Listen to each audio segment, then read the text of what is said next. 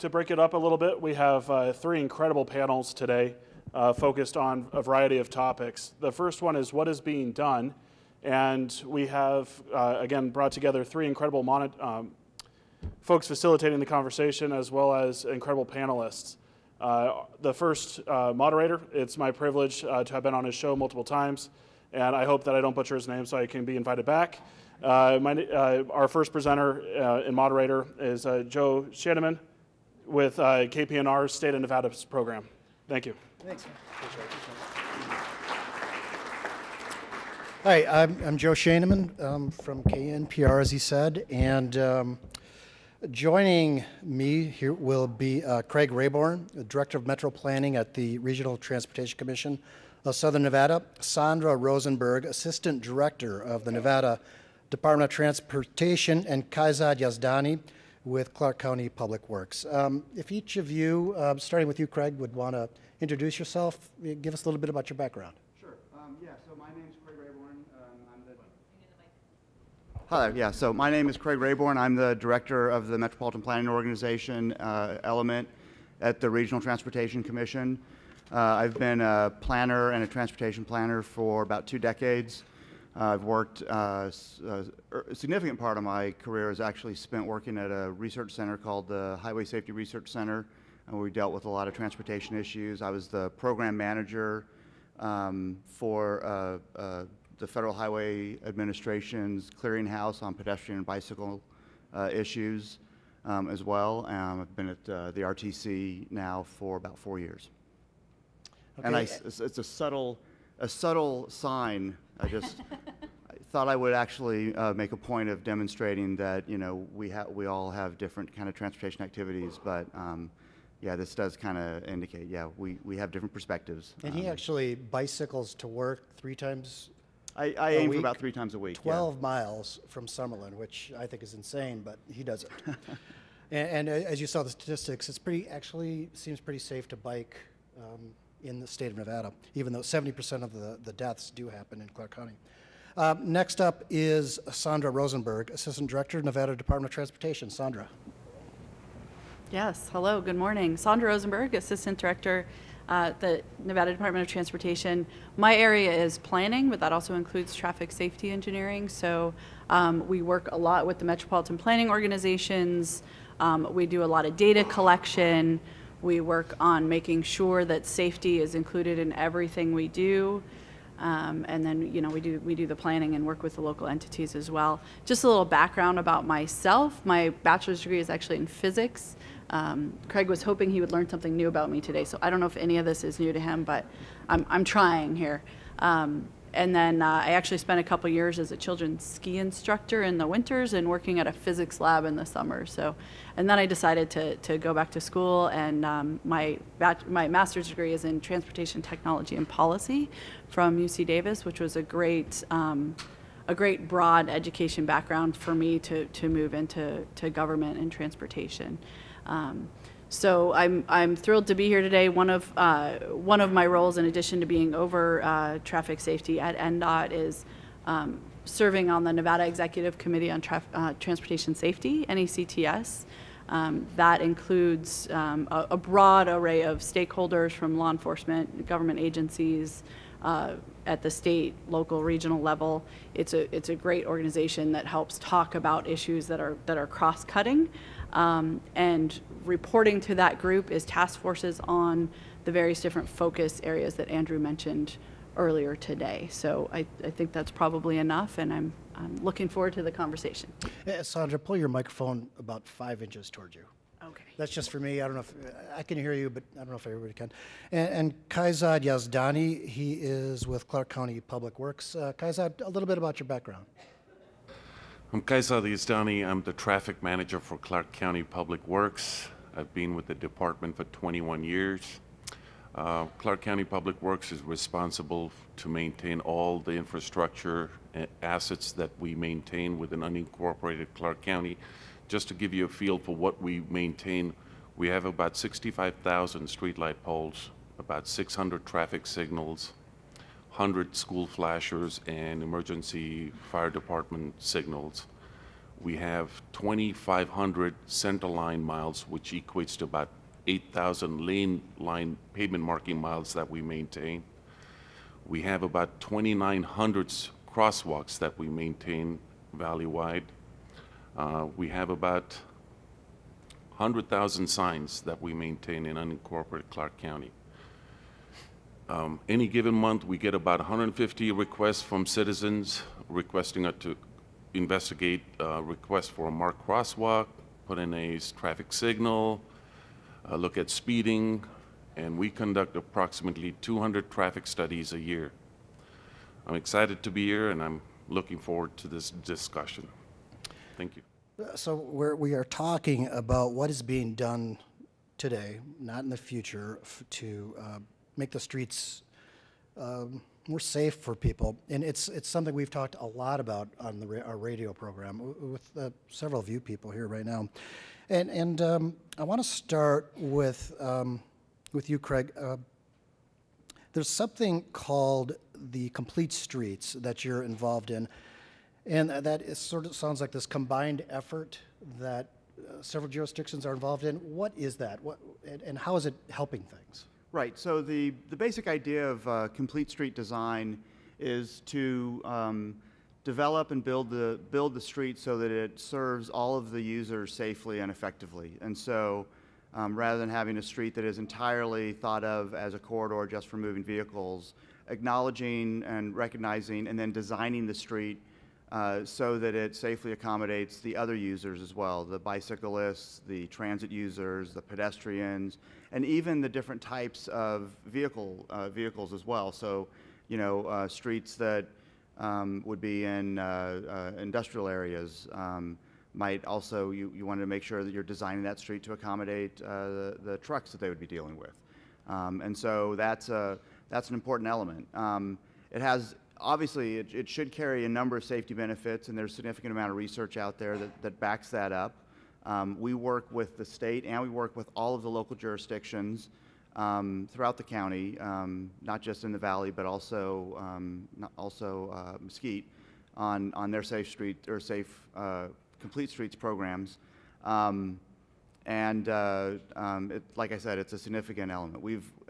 It also carries other benefits too, so that in addition to the safety benefits, it improves just travel options in general. It makes it easier for someone to safely choose to walk to the store, to the neighborhood store, instead of really not feeling any safe option other than to get in their car and drive. And that carries other benefits. One of the reasons I mentioned that is that one of our partners for a recent effort that we just went through to sort of update our agency's complete streets standards, design guides, was the American Heart Association. And so these things matter beyond just the safety impact, but there are also a number of secondary benefits from really good street and road design. Now you say it is, as though, and this is a program that exists, but I wonder if there is a single stretch of road in Clark County that currently has this sort of utopian design.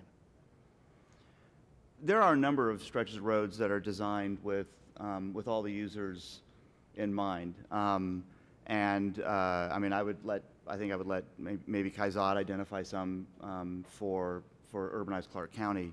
And then I could talk about one of the plans. I'm not trying to put you on the spot. What I'm getting at is, yeah, they exist. They do exist more than I could count. But secretly? That doesn't mean that they're not labeled. I mean, it's because ideally what we're trying to do is make every road as complete as possible. I mean, I just think it would take a lot of money to create what you want because the roads are already here. Right. If and that's this is the a process. Plan, we're talking decades. That's absolutely the process. The local agencies, we work really closely with them, and they're all very well motivated on this. And these improvements tend to happen when other activities go in. That's kind of the best way. That way, they're having to do regular maintenance. At the time that the regular maintenance occurs, that's the best opportunity to go through and complete the road. And make the road the type of design that they're looking for as an end game, rather than to go in, do that project, and then have to turn around in a few years and do other maintenance on the road. They try to combine these things and just make it a more effective approach. Clark County does have the majority of traffic fatalities, pedestrian fatalities, but it's a statewide issue as well. And Sandra Cosgrove, you're the Assistant Director of NDOT. Did I say? Sorry, Cosgrove. Sandra Rosenberg. I was thinking of something else. What are the things? One thing I kind of want to get to, because I see a lot of times on our billboards whenever the flooding season is around, we have all these billboards for showing cars underwater. But I don't seem to see a lot of marketing on safety. A sign, that great big sign that just says, slow the whatever down. Just something like that, because speed is such an enormous problem here in Las Vegas. I see it every single day. I've seen people getting wrecks going too fast. So one, is there enough money to do it? Is there a concerted marketing effort to do it? And what's happening with that? So there is a concerted marketing effort, primarily through the Office of Traffic Safety and our Zero Fatalities campaign. And we work very closely, a number of agencies work very closely together to sort of manage that campaign. We actually have a marketing contract out there, so I'm a little surprised and a little disappointed that you haven't seen those, but we'll certainly get that message back and maybe tweak some of that messaging. But Andrew mentioned some of the current campaign, which is Don't Kill a Dream, and I believe we do have billboards out there. I know I've seen it on TV, on radio, but if someone such as yourself who's on the radio hasn't seen these, we need to talk about how to get that to more people. The question about the money, no, there isn't enough money. I don't know, there's not enough money to do a lot of the things we need to do. So what we do is try and be as targeted as possible. Something that changed in the recent federal surface transportation authorization was all the states get a certain amount of federal funds provided back to us from the gas taxes we pay in a number of different categories. One of those is safety. And in the FAST Act, which was the most recent transportation authorization, some of the flexibility of that funds were taken away, and we're no longer allowed to use that on behavioral campaigns. It all needs to be more focused on the infrastructure. Now, that was combined with NHTSA, the National Highway Traffic Safety Administration, acronyms, increasing their funds a little bit. That goes through the Office of Traffic Safety. But again, it's not enough, and it doesn't quite match what we previously were spending. So we try and make the best use of the funds we have available and use all of our outlets. So I mentioned the NECTS, which has a number of stakeholders involved. We try and use every outlet we have access to.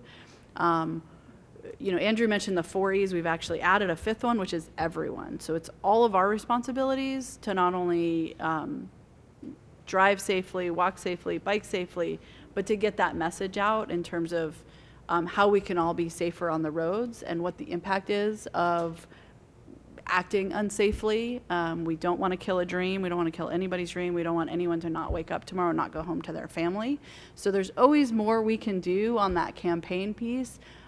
We do have targeted campaigns. We actually have a plan throughout the year and different times of year to focus on different messages. So we're not constantly all year talking about DUIs. We focus that so it gets people's attention. We focus on pedestrian safety. We focus on inattention. And so we have very targeted campaigns throughout the year based on, I'm not a marketing expert, but we have experts that are looking into when the right time of year to focus on different messages is, and then, working with all our partners to make sure we get that message out. But what we continue to look for new methods and get better at getting that message out. Okay, so let's say there isn't enough marketing money, federal cuts to that sort of thing. Kaizad, what I see a lot of times on the streets, and I'm sure you would acknowledge this, is people are waiting at a traffic light. You can just see them, seething, waiting, wanting to go, and then they take off like a jackrabbit. So is there, and I've talked again about this a lot on the radio, what is being done in terms of getting the traffic lights in Reno and in Las Vegas to cooperate with the driver so that the good lights aren't all on Charleston, but they're everywhere. so that, you aren't waiting forever at a light, so that people aren't angry and they aren't taking off so quickly?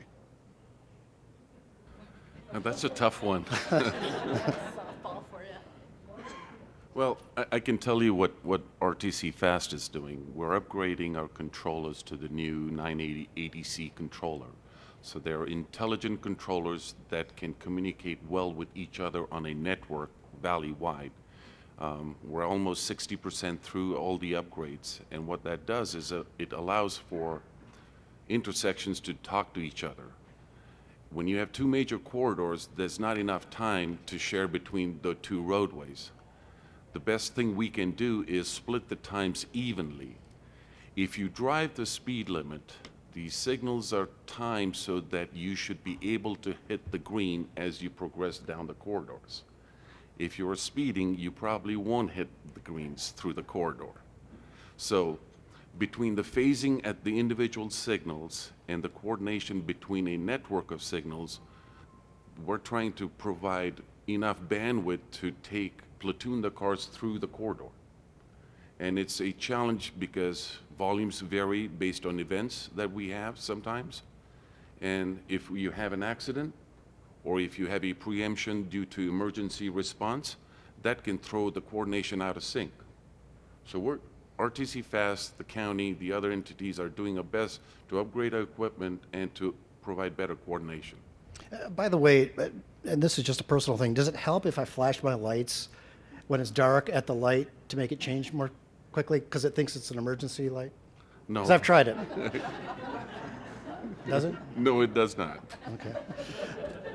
There is one other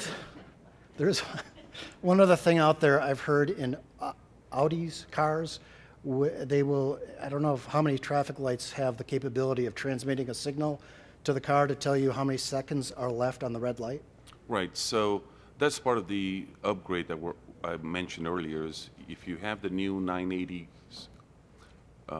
traffic controller at a signal, some of these vehicles, like Audi has it, RTC actually has an app, it's called Enlighten, that you can download on your phone if you don't have it in your car, that can provide that information to you.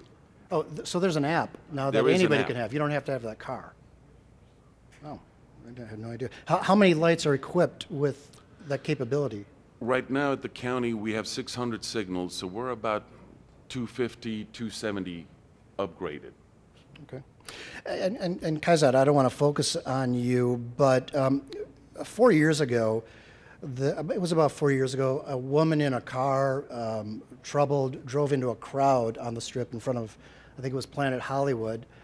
If I recall, she killed one person. I mean, people were diving out of the way. And since then, there's been a call to somehow improve safety on the strip for pedestrians, and the strip is immensely valuable to the state because of the tax revenue it provides, the business and the jobs. And you're in the midst or close to completing this monumental job, installing 5,000 ballards up and down the strip. Could you talk about that? Right. It was unfortunate that we had a fatality on the strip in 2015. The Board of County Commissioners directed the Director of Public Works to look at providing some kind of pedestrian protection along the strip corridor. So we started reviewing options of what we could provide for pedestrian protection along the strip from Sahara all the way to the welcome sign. What we chose were bollards, and these bollards are designed to withstand an impact of a truck at 50 miles an hour with 3 foot of penetration into the sidewalk. With addition of the bollards, we've widened the sidewalk. We're trying to provide a level of service for pedestrians walking up and down the street and protecting them with folks that, are distracted drivers that may veer off into the sidewalk. We started construction of the bollards in 2017. To date, we've installed about 4,400. We expect to have 5,000 installed here in the next 2 months, make it 5,000 in the next 2 months. These bollards are very helpful. They provide a sense of security for pedestrians walking up and down the street. And as a matter of fact, a couple of weeks ago, we had a drunk driver veer off the roadway and hit one of these. And I'm happy that we had bollards, otherwise we would have another potential fatality or injury. And you showed me a picture. I'm sorry, people can't see it. The car was basically destroyed, the front end of it. I mean, completely stopped. That's Not a lot of correct. debris. It was pretty amazing. That's correct. As we're coming in here, a lot of us were talking about the recent enforcement of the HOV lanes on the I-15, the new HOV lanes. And there is some connection with these HOV lanes and improving safety on our highways. And the highway safety is an important thing. A lot of people here have been touched by it. I have a 15-year-old son who had a friend killed on the highways just last year on the I-15. Sandra, I wonder if you could talk about how HOV lanes can play into the safety on our roads. So one of the biggest impacts to safety by providing HOV lanes is to encourage people to carpool. By encouraging people to carpool, you have fewer vehicles on the road and fewer options for fewer conflict points. The more vehicles we have, the more things to run into, right? The more potential for conflicts there is. It's also providing. Typically, when people get over to the HOV lanes, they're going a longer distance, so it's removing some of those weaving movements, which can also cause crashes. In addition to that, I think more directly related to safety on the I-15 corridor, and I don't know if Craig was going to talk about it, I might be jumping the gun a little bit, but a couple years ago, RTC and NDOT and other partners partnered with a company called Waycare that uses real-time traffic information as well as artificial intelligence and machine learning to predict crashes and to identify crashes sooner than they would be called in, sooner than our cameras would catch it. And that has resulted in an average of over a 12-minute savings in response time. And the latest number I saw was a 17% reduction in crashes on the I-15 corridor. How does it work? What do you do? So they get, it's beyond my knowledge capabilities, but it's using machine learning. It's using the data that's coming in on speeds and number of vehicles, data on past incidents where crashes have occurred previously, and the current traffic patterns, and using some sophisticated machine learning, artificial intelligence to use all of that data from what's happened in the past and what's currently happening on the roadways to identify where crashes are likely to occur. We're now also using that information. So then law enforcement hovers in that area waiting for it, or? Law enforcement, freeway service patrol, they're on the corridor anyway, so to help them strategically locate. So it not only helps us respond to crashes, but we're seeing a crash reduction, meaning by locating some of that law enforcement and encouraging people to slow down where there might be some conflict we see arising, that actually not only respond to those crashes sooner and get them cleaned up sooner, but we think it's actually preventing crashes. As we continue to install our active traffic management system, the big signs we're putting up on the freeways now, we'll also use that in conjunction with that information to tell people to slow down, crash ahead, or congestion ahead, or if we need to close lanes further back to avoid additional conflict. So we're using a lot of data that's out there, and I know that's probably getting to another one of your questions, but we're using a lot of data and technology out there to operate the system well, to communicate with the driving public, to hopefully adapt behavior a little bit so that we prevent crashes in the first place, and then quickly respond and remove crashes so that there aren't secondary, sometimes more severe crashes as well. Craig, is there, just off the top of your head, you've been in traffic safety for a long time, what other technology right now is being utilized to improve road safety? Well, in Southern Nevada, one of the critical road safety issues for us is all of the construction that's happening.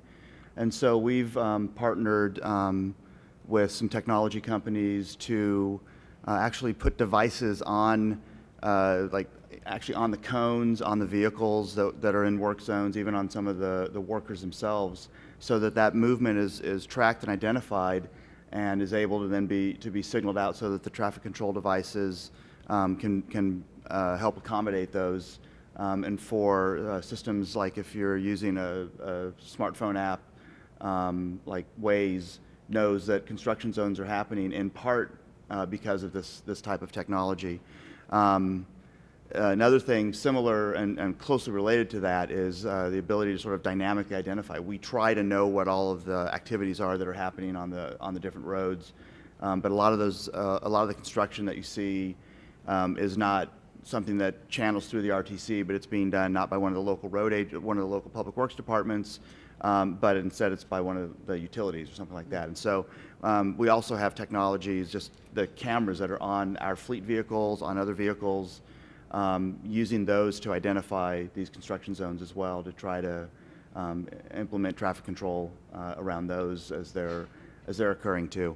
On the whole, there's very good coordination, but we're just trying to make sure nothing's sort of slipping through the cracks for making that happen.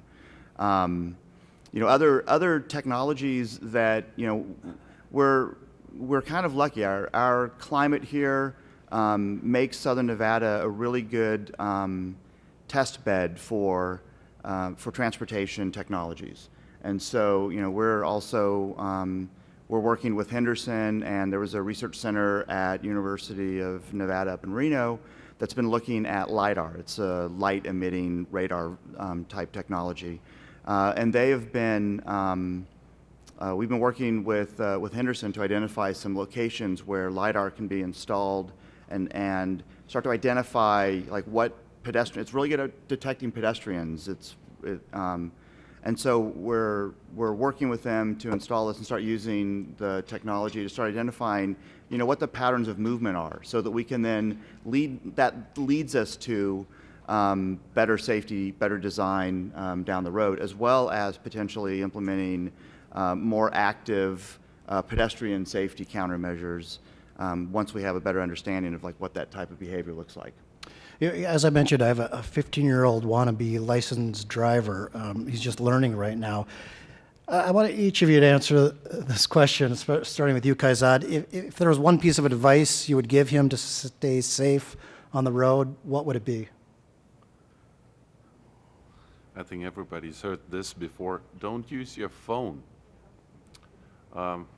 If you're texting while driving, that can take up to 4.6 seconds away of your attention off the road. And it takes about 2.5 seconds to react to change in roadway conditions before you even start to change your speed or brake. So you're losing vital time to come to a complete stop, as would be required if you were driving the speed limit, and so you have a higher potential for having an accident if you're texting, because it's taking 4.6 seconds of your attention away from the road that you should be paying attention to. Interesting. Sandra? Well, I would certainly echo that. I think there's a number of things. Wear your seatbelt. Always wear your seatbelt. Make sure everyone in your vehicle is wearing your seatbelt. Be aware of your surroundings. Don't be distracted, whether it's phones or talking to your friends. Certainly don't drive impaired. I'm sure your son wouldn't do that. But really it's like, be aware of your surroundings. Don't speed, don't drink, don't drive impaired, don't be distracted, wear your seatbelt. I just wanted one thing. I know. It's be aware of your surroundings. And Craig? I would emphasize the don't speed message as my kids get ready to start driving. As we heard earlier, speed's a contributing factor in most crashes. It's also a contributing factor in the severity of crashes too. The survivability, particularly for the vulnerable users, pedestrians and bicyclists, dramatically decreases as speed goes up. And so that is a critical factor. So it's not necessary, there's never a need to speed. And so that's one of the messages I'd certainly want to communicate. We have a few minutes left. I'm going to throw it out there in case if anybody has any questions. This is small enough, you can just stand up and shout it out. If not, that's fine too. But if anybody wants to ask our panelists anything, please go ahead. I have a specific question for all the panelists. This deals with Las Vegas Boulevard and Tropicana, and specifically Las Vegas Boulevard. Approximately 1 week ago, I was at that intersection at the lead line heading westbound on Tropicana, crossing over the boulevard, and I heard sirens. So I start searching around, and I see a fire truck trying to cross the intersection, blocking the traffic. The fire truck got across the intersection, but he got stopped right under the pedestrian crossover bridge on northbound Las Vegas Boulevard, and it was trapped there. Then an ambulance came up and got trapped. Then a police car came up next to it and got trapped. So all these vehicles were trapped. It got so frustrating that the firemen in the vehicle actually were trying to wave people out of the way. Now this is Las Vegas Boulevard. What can be done to reduce the congestion of traffic on Las Vegas Boulevard? And I realize it's a great corridor for tourism, to make it safer. Now we talked about the ballards, but the actual roadway usage. And are we overusing it for the wrong reasons? Thank you.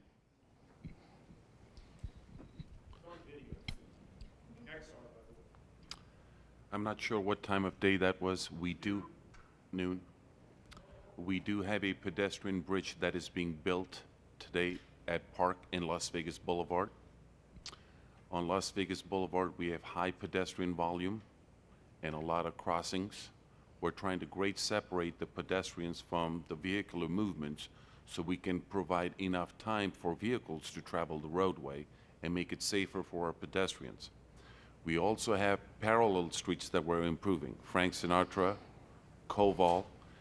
As the valley grows and the visitor volume increases, it's always a challenge to balance, volumes on Las Vegas Boulevard. It's a nice corridor to drive. You get to see a lot of the properties, and we're trying to manage as best as we can the vehicular traffic on Las Vegas Boulevard. We have a question back here. Hi, good morning. I live in Summerlin, near the Red Rock Hotel, and I'm coming here just as a concerned citizen about the number of fatalities, the high cost of auto insurance, which is also correlated here by the high number of fatalities and accidents if you talk to the insurance companies.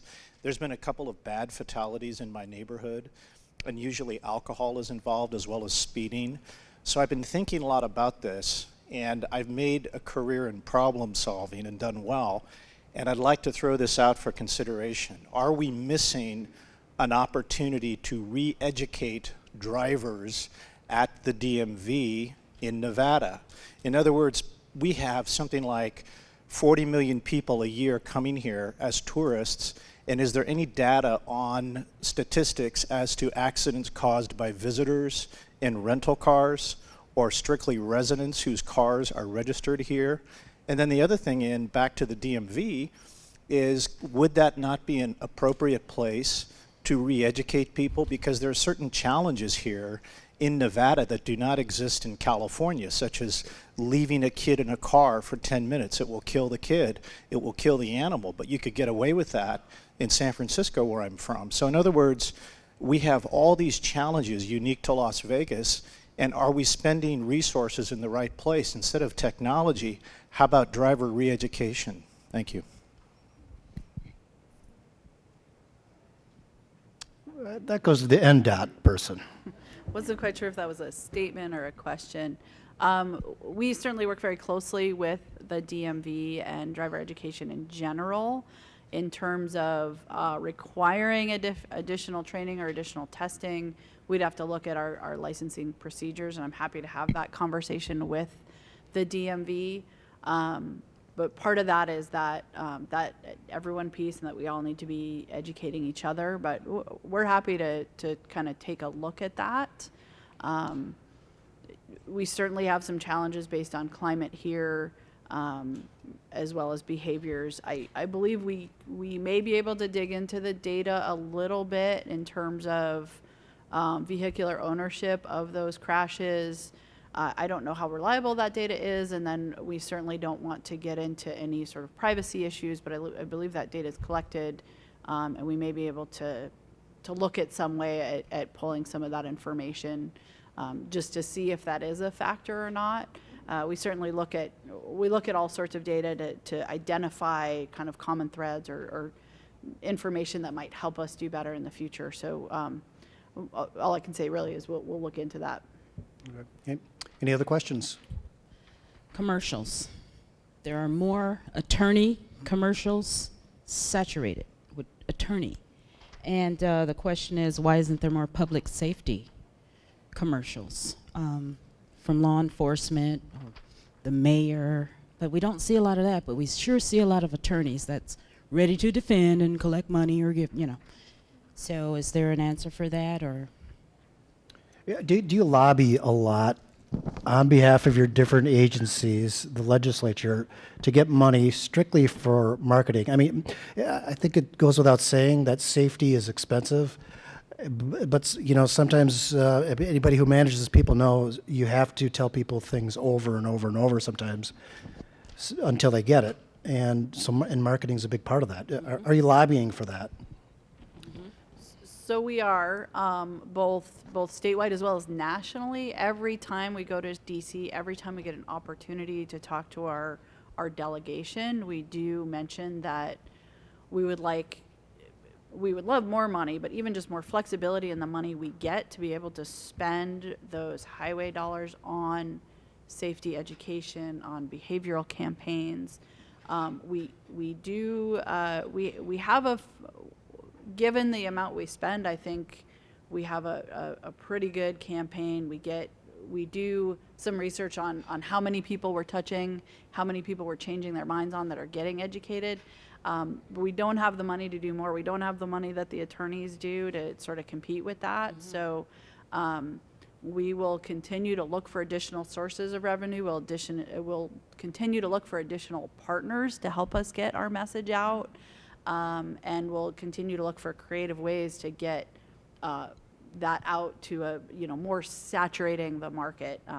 I wish I could say we'll compete with those attorneys. I don't know that we'll get to that anytime soon, but that's part of you all helping us too. If the citizenry is willing to contribute to that through your tax dollars, we can work together to really get more messages out, to do a lot more education, and we're happy to do that. It's a great response. Thank you. Why do the traffic lights hold so long here? You have a lot of traffic volume at intersections. So when you have a lot of traffic volume, you have a lot of pedestrian activity. There's only so much time you can provide for each phase, each leg of that intersection. The cycle lanes start to creep up if we have a lot of volume where we want to move cars through corridors. I can understand your frustration because you could be sitting at a light for 2 minutes because the cycle length is about 140 seconds. Between vehicular movements and pedestrian movements, we're trying to keep the cycle lengths at anywhere from 120 to 160. It's just how we can operate our signals. You have a question back here. Thank you. A number of years ago, our community suffered a rash of bus shelter crashes. And at that time, we had requested that ballards be placed in front of those bus shelters. We were told at that time that those ballards would be ineffective. So my question to you is that the ballards that are being placed on the Las Vegas Strip, have those been redesigned?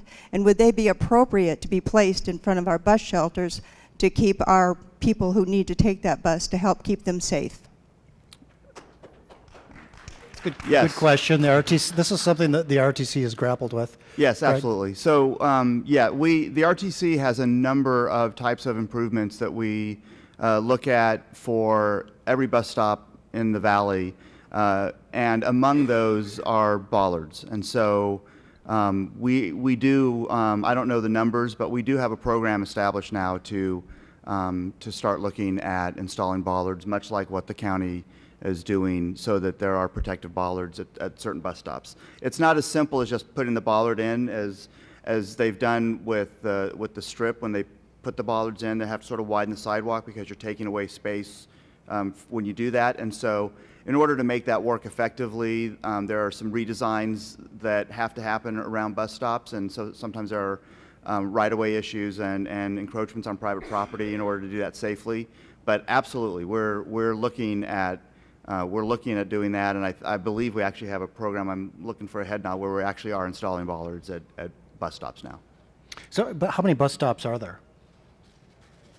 I'm hoping for some hand signals maybe from the back, but it's about 1,600. Yeah. And about how many of those right-of-ways are readily available on public property versus the ones you would have to purchase the right-of-way for? I wish I knew these answers off the top of my head. Okay, if you don't know that, we actually we were just having conversations about this. So I know in broad terms like what the issues are, what those are. I don't know the specific numbers, but we work very closely with all of the local partners, with the local agencies, for them to help us acquire the necessary rights of way to make those kinds of improvements. I would say, yeah, I would be speculating. I'd be guessing on the numbers. But I'm just wondering if you're socking away money to make the purchase of that right-of-way so you can expand sidewalks on private property. I think mostly what we're doing is working with property owners to get the encroachments rather than trying to buy the rights of way.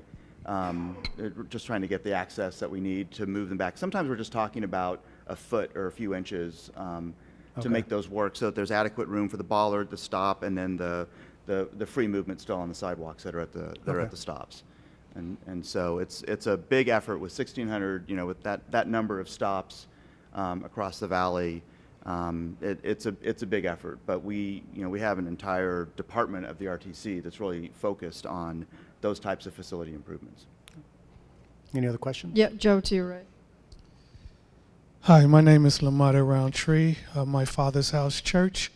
We work with the Southwest Division under Officer Kelly for fatal crashes that we deal with families, and we go out and we listen to their stories. The one thing that I've noticed in going out there and speaking with the families is they want people to be aware of what actual fatalities that they had to deal with in their family. So I was thinking, piggybacking off the woman who was saying about advertisement, with public service announcements, some of those people want to tell their story so that others can be aware of the fatalities that take place when you get behind the wheel. And I noticed that a lot of people don't pay attention to these things until they're actually involved in it. So that was one thing. Then I used to work in Chicago under the mayor in traffic. And what they did in downtown, and this would probably be good on the Strip, is just a suggestion, that they didn't allow cars to drive up and down downtown area on State Street. What they did was they provided these carts that people get on a bike and they get in it and they just go up and down the street, Chicago, just to see. So they also provided buses that people would get on and they would go up and down State Street downtown. And so that reduced what they called, what we're having out here is traffic that's so heavy that anybody and everybody can drive down Las Vegas Boulevard. But if you just have certain things that will shutter them up and down Las Vegas Boulevard to where they can still see the boulevard, but at the same time, it brings down a lot of volume of traffic just coming up and down, especially people that are coming in and out of town. That'd be a good question for Commissioner Naft, because that would be a policy decision. But is that the kind of thing that's ever been discussed in terms, because the Strip is a traffic hellhole, especially on weekends, as a way, limit the types of vehicles that can go? I mean, the taxi industry would have a fit unless they're allowed, but limiting the kinds of vehicles that can travel on that road. We've talked about it. We've talked about Las Vegas Boulevard being a pedestrian boulevard where you have no vehicular movement and you just have pedestrians.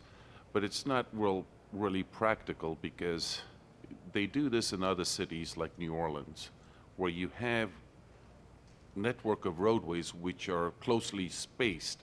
So you can close down one street and then you can still have access to properties by driving on another street that's, a couple hundred feet. Here, we're so far spaced that shutting down Las Vegas Boulevard to vehicular traffic would impact folks coming in to access the properties where they're living. So we've looked at it. At this time, it's not practical to shut down the boulevard for vehicular traffic, and it would really be a policy decision going forward. Any more other, have a question? Yeah, go ahead. We'll have time for one more.